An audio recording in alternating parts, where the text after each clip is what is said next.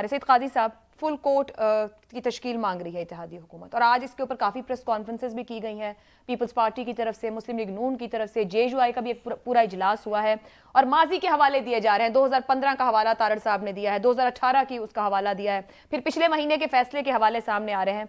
कितना ज़रूरी है कि फुल कोर्ट की तरफ जाया जाए, once for all 63 settle down हो या जो केस चल रहा है उसे चलने दिया जाए? आयशा, ये ना कोई ज़्यादा जिस तरह कब्जे की जंग नहीं होती, ये कोई आईनी शाइनी मुझे नहीं लगता प्रॉब्लम इनका। ये लगता है जैसे कोई ना कोई प्लाट का कब्जा है और जज साहब अगर तुम आईन ना किया तो आईन कर देंगे, विच इज जज साहब का आपके पास भी खबरें आती रही हैं। तो ये जो एक इंटिमिडेट करना, धमकी देना, खून रेजी, क्या खून रेजी हो जाएगी भाई। और यहाँ तुमने माइनॉरिटी को मेजॉरिटी बना दिया है, मेजॉरिटी को माइनॉरिटी बना के रखा हुआ है। यानी आप अपनी हरकतें गौर फरमाएं, मुलाजा फरमाएं। दुनिया में कहाँ ये डेमोक्रेसी होती है इस तरह की। तो उन्होंने भाई सीधी सीधी बात ऐसी छड़ना कोई नहीं बहुत सख्त। और मैं तुम्हें ये बता दूं आयशा, मैं ज़ाती तौर पर हाईएस्ट ऑफिसेज जो हैं हमारे इदारों में तो थोड़ी बहुत हमारी भी रसाई होती है, खुदा की कसम। वो कहते यार इज्जत बचा रहे हैं तो निकलिए, तो रिटायर होइए।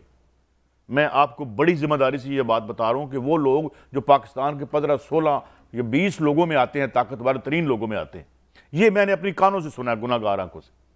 सर, बात ये है, खबर चल रही है हमारे पास ही जो कि ये कह रही है कि शुजात हुसैन साहब भी कल कोर्ट में पेश हो सकते हैं। पेश हो जाएं, जो मर्जी कर लें, लेकिन मैं आपको ये बताऊं कि यहाँ पर ना कोई पहली बात तो ये कि ये बिल्कुल झूठ फरमा रहे हैं जो हमारे ये जो 18वें ग्रेड का बैठा हुआ है, ये जो हमारा ये जो स्टेट बैंक में बैठा हुआ है। और क्या आप मिस्र से कोई बुरा मुल्क मिला था तुम्हें घाना से किसके साथ हमारी मिसाल दे लो। ये जो तुमने हमसे कानून साजी करवा के और ये जो आपने हमें बर्बाद किया, और ये सारी रेसिपीज पिट चुकी हैं। मिल्टन फ्रीडमैन जो है उसके नाम का ब्लॉक बनाने की कोशिश की, उसकी अपनी यूनिवर्सिटी में, तो वहाँ एहतजाज हो गया कि यार इसने तो पूरी दुनिया के गरीबों का, चाहे वो फर्स्ट वर्ल्ड में, इधर बुरकस निकाल दिए। कोई बता रहे हैं, फिर हमें वो बता रहा है जो 17वें 18वें ग्रेड का है। और यहाँ डॉक्टर इशफाक अजहर खान मुझे कह रहे थे कि जी बाकर रजा इफेक्ट है ये कौन सी, आपका कोई विजिट होना या आइंस्टाइन होना जरूरी है ये जानने के लिए कि क्या बरकात फ्यूज बरकात हैं डॉलर की कीमत में। आप नहीं उसको ट्रस्ट ही नहीं कर रहे। यार मैं ये कह रहा हूं कि क्या अकल मत किधर टुट गई है।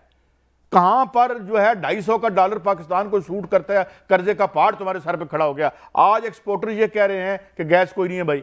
जहां जहां आपने जो है डीरेगुलेट किया, पाकिस्तान की मीशत का बेड़ा गर्क हो गया। 1994 में जो आपने हेजल ओलेरी के जरिए IPPs के मुआहदे करवाए, आज वो इकानमी ब्लीड होते होते आ गई है। और अब हम श्रीलंका से भी जरा गंदा और बुरा मुल्क ढूंढ रहे हैं जिसके साथ हम कंपेरिजन करके तो अपने आप को बेहतर करार दे रहे। आप इसको ट्रस्ट नहीं कर रहे हैं। और ट्रस्ट, दिस इज रिडिकुलस, प्रीपोस्चरस। और देने की जरूरत क्यों पेश आई? फिर जो इतने पॉलिटिकल स्टेटमेंट दिए जा रहे हैं आप उनको एंडोर्स कर रहे हैं। ये जो बार सारी जमातें कह रही, इमरान खान साहब कह रहे हैं कि दिवालिया हो रहे हो, और उधर तो भाई आप मुझे बताएं, आप कह रहे हैं जो स्टेटमेंट फ्री फॉल रुक ही नहीं रही। मुझे ये बताएं कि कोई इस वक्त आपका 200, मुझे कल बता रहा था कि जो LCs हैं 3 महीने बाद वो 248 रुपए कहते हैं भाई, 3 महीने बाद तो डॉलर वहां होगा और हम इसमें से बेहतरी तलाश कर रहे हैं। तो मैं ये समझता हूं, और लड़ रहे हैं।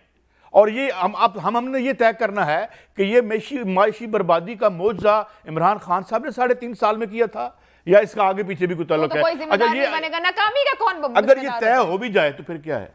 राइट नाउ एक वार फुटिंग पे, जंगी बुनियादों पे इकदाम करके आपने मैशियत को रिट्रीव करना है।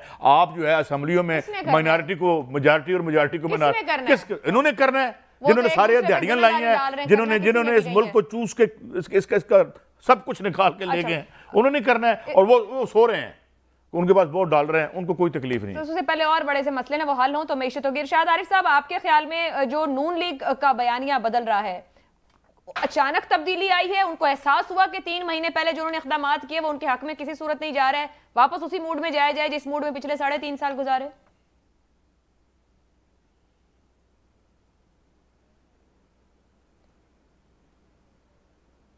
देखें, बात यह है कि 3.5 साल में उनको क्या हासिल हुआ। अगर उनका ये ख्याल है कि हम बहुत ज़्यादा पॉपुलर थे मार्च में और अब कम हो गए हैं, तो ये उनकी गलत फहमी है। इसी गलत फहमी में उन्होंने हुकूमत कबूल की, इसी गलत फहमी में अब मारे जा रहे हैं। पहले भी उनका बयानिए पर किसी को एतबार नहीं था, अब भी नहीं है, इसलिए कि जो पार्टी ایک دن ایک بیانے بناتی ہو، دوسرے دن کمپرومائز کرتی ہو، تیسرے دن پھر اسی بیانے پہ آ جاتی ہو، چوتھے دن پھر کمپرومائز کرتی ہو. جو بات نون لیگ اور ان کے اتحادی سمجھنے کے لیے تیار نہیں ہے کہ جو اس وقت ملک کے اندر حالات ہیں معاشی، وہ ان کے پیدا کرتے ہیں. 30 سال سے وہی لوگ اقتدار میں رہے ہیں، باریاں وہی لیتے رہے ہیں، حالات انہوں نے خراب کیے ہیں. اگر عمران خان صاحب نے یہ حالات خراب کیے ہوتے تو عوام جو ہیں، عوام کو ایک طرف ہمیں کہا جاتا ہے کہ جناب عوام کا فیصلہ حتمی اور آخری ہونا چاہیے. عوام تو فیصلہ جو تازہ ترین ہمارے سامنے ہے وہ یہ ہے کہ عوام نے تو عمران خان کی بات قبول کی ہے کہ انہوں نے مشکل حالات میں معیشت کو سنبھالا، اور جب معیشت سنبھل گئی، کسی ایک جگہ پہ ٹک گئی، اسٹیبلٹی پیدا ہو گئی، تو اس کو ڈسٹرب کر دیا گیا، اس کو خراب کر دیا گیا. اب ان کے قابو میں نہیں آ رہا. کہا یہ جا رہا تھا کہ IMF کا جب پیکج آ جائے گا تو ڈالر کو ہم نیچے لے کے آئیں گے، اسٹاک مارکیٹ بہتر ہو جائے گی، حالات ٹھیک ہو جائیں گے. اس کے بعد مزید خراب ہو گئے، بلکہ پہلے سے زیادہ خراب ہو گئے. تو حقیقت یہ ہے کہ اگر قاسم سوری کی جو رولنگ تھی، قاسم سوری کی رولنگ جو بھی تھے غلط یا صحیح تھی، اگر یہ الیکشن قبول کر لیتے تو نہ ملک کے حالات خراب ہوتے، نہ ان کی حالت خراب ہوتی، نہ ان کو بیانیہ تبدیل کرنے کی کوشش کی. وہ سب کے لیے ون ون سچویشن تھی. لیکن پتہ نہیں قسمت خراب تھی. نہیں کورٹ، دیکھیں کورٹ نے جو کہا وہ سر آنکھوں پر، وہ ٹھیک تھا.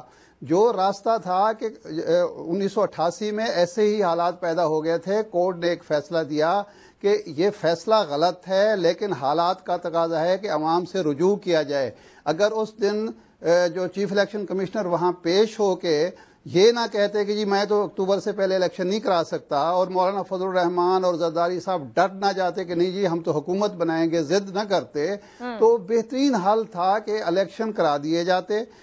قاسم سوری کی جو رولنگ تھی اس کو غیر قانونی غیر آئینی قرار دے دیا جاتا. لیکن الیکشن آج جو پھر سوچا جا رہا ہے الیکشن کا، کل سے ہم خبریں سن رہے ہیں نا، اب کیوں سوچا جا رہا ہے 3 مہینے کے بعد؟ پھر آپ 1.5 سال حکومت کریں. سوچ کون رہا ہے؟ ٹھیک ہے شاہد عارف صاحب، بات آگے لے کے چلتے ہیں. یہ سوچ کون رہا ہے؟ اس کے نتائج پھر سب کو بھگتنے پڑتے ہیں. فاروق حمید صاحب کو شامل کر لوں یہاں پر. یہ جو بات کر رہے ہیں ابھی آج کی جو صورتحال ہے، آج جو کچھ مسلم نے میری ایک بات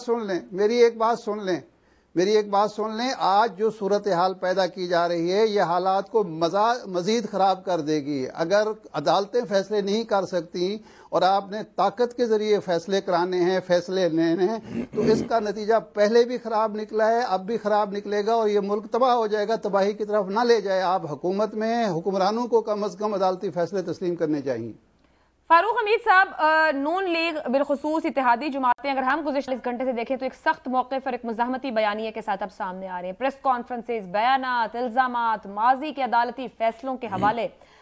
یہ جو ابھی بات ارشاد عارف صاحب نے کی، جو گزشتہ روز خبر کے طور پر بھی سافٹ انٹرونشن کے نام سے سامنے آئی، کیا پس منظر میں کوئی ایسا دباؤ، کوئی ایسی پیش رفت آپ کے خیال میں ہے جو حکومت کے لیے، اس وقت کی اتحادی حکومت کے لیے پریشان کن ہے؟ کیا الیکشن کے لیے کوئی دباؤ ہے اور وہ نہیں چاہ رہے ہیں؟ بسم اللہ الرحمن الرحیم. بہت شکریہ. کافی عرصے کے بعد میں آپ کے پروگرام میں آیا ہوں.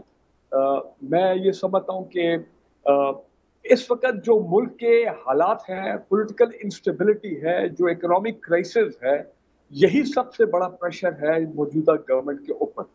میں مانتا ہوں اس بات کا کہ انہوں نے سخت فیصلے کیے ہیں. یہ پیٹرول اور ڈیزل کی یہ تمام قیمتیں بڑھائی ہیں. ٹھیک ہے، IMF کا بھی اس میں بڑا رول ہے، IMF کا بھی پریشر ہے، ان کی بھی ڈکٹیشن ہے. لیکن یہ پریشر تو ہے اس موجودہ گورنمنٹ کے اوپر، کیونکہ لوگ جو ہیں یہ قیمتیں بڑھتی، لوگ اس سے پریشان ہیں. ہیونگ سیڈ دیٹ، میں یہ سمجھتا ہوں کہ دیکھیں ڈاکٹر طاہر القادری صاحب نے کی بات، جو انہوں نے ایک سلوگن ریز کیا تھا 11 سال پہلے، اور میں اس تحریک میں شامل تھا. انہوں نے کہا تھا سیاست نہیں ریاست. میں کہتا ہوں سیاست ہونی چاہیے،